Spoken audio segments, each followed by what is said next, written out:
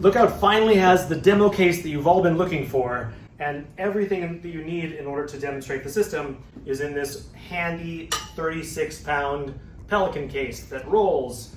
The way you set it up is just 3 steps. You take the camera out. It comes with a super secure suction mount. This goes on the top of the boat, and you pump out the air to make sure that it is secure.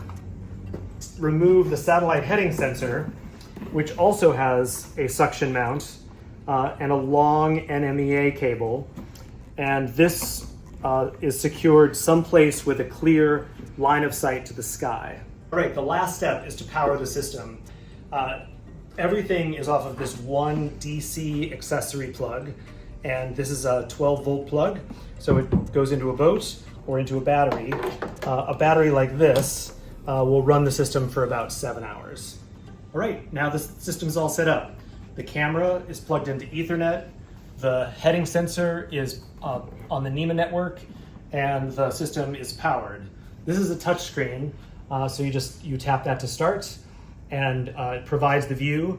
You can use all of the interface, the wide mode, the zoom mode, the docking mode. You can change different sensitivity settings. You can explain how the system works. You can go through the preferences to show how it highlights navigational aids, shows points of interest, toggles over to night vision mode, has an AIS. The AIS receiver is actually in here, so that will work as well. And just that gets locked up. This, and then this, like that.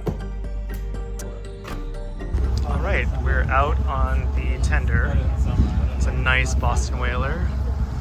We've got the camera system up high, and our new roll-on case is right here.